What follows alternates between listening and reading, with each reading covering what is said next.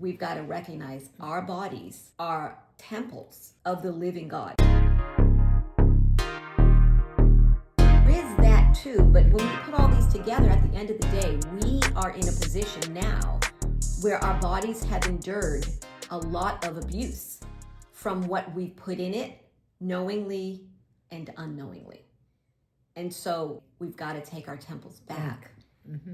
We've got to recognize our bodies are temples of the living God. Absolutely. What are you going to let God live in? Like what? Not only that, an insult to the innate intelligence that He gave us, that we just reject because whatever. It's crazy. It's so insulting also, because the creation is perfect. Yeah. And here we are. Yeah. So, I mean, I'm notwithstanding, just the fall and so the world is not what it should be. Yeah. Our bodies are not what they should be. Mm-hmm. We're not living the way we should be. God created us in a certain way. And then once the fall and everything got damaged and the world got damaged and sin came in and did all this stuff, no, we're not going to be able to get back to that place, right? I mean, this side of heaven, right? But we can do with what we have, do the best with what we have, right? And part of that requires us to make effort. It takes effort.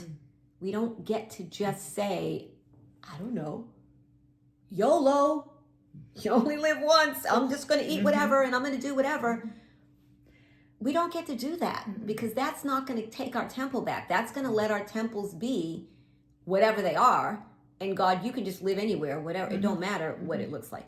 Who has a king, a queen, a prime minister, a royal person who lives in a beat down shack or even a moderate home, like a little, can you imagine royalty living in a simple middle class neighborhood somewhere? Right. Don't they live in amazing places with beauty all around? And if you think about the temples that the Israelites built with gold inlays and emeralds and jewels and just beauty everywhere, silver, and just how beautiful can we make it with our little humanity? What's the most beautiful thing we can think of to honor our God, to live in this beautiful, like God needs a temple with gold and silver, like He doesn't need any of that, but we're giving it, saying this is the best we can think of because you're so amazing. Not only that, but when we go there in that thinking, not only are we honoring Him and His creation, but we are also giving ourselves a healthy outlook so that we live our lives and the rest of our days in health. Yeah. Which means we won't live longer. We know that. But we're not living wronger either. Yes. We're living longer rightly and enjoying that path, enjoying that journey. Yes. That's also giving Him honor. Absolutely. Because that was His intention to begin with. Yes. And we interfered. Yes. Not only that is, how are you serving your God if you can't do anything? Like, let me rephrase that. How are you hindering yourself from serving your God with your health choices? You've probably heard about intermittent fasting. You've maybe even tried it. Maybe it didn't work out for you. Maybe you didn't get great results. Or maybe you just need a reset. But either way, we've got this free intermittent fasting guide for you.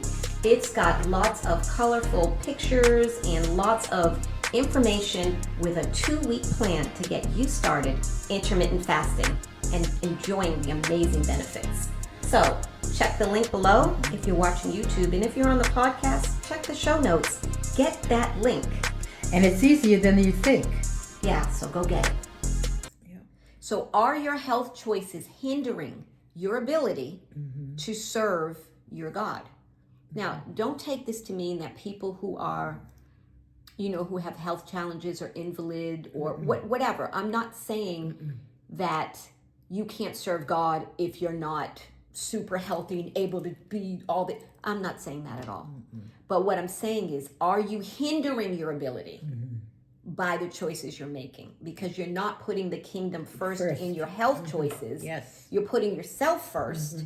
And because we're putting ourselves first, we're then kind of broken down, or we created situations where we then can't go and serve over here or over here, because now we can't, because our choices caused us not to be able to. Yes. So I'm asking, listen, I'm putting it out there. I'm just speaking it out. Don't take it any other way than what I'm giving it. Okay? I'm not condemning anyone. No. I'm not judging you to say, oh, see, because you did this, now you can. I'm not saying any of those things. God doesn't need us to be anything for him to work. He spoke through a donkey. He doesn't need us to be anything. But it's helpful if we are.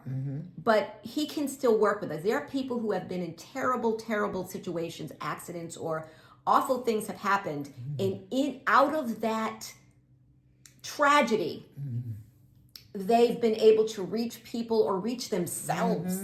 They've been able to grow and spiritually just blossom and grab tons of people with them out of some awful situation. So I'm not saying God can't still work. That's right. But I'm saying on a daily basis, for those of us who are able, we need to think about, am I creating a situation where I am now going to be sickly? I'm going to be maybe unable to like have mobility issues. Am I going to be unable to go and serve others because I can't really get around, or I have some situation that I can't function well? Am I creating that without even knowing it? Or am I creating it because I'm rebelling? I mean, I've rebelled many a time, so I get it. But I'm just challenging us. We have.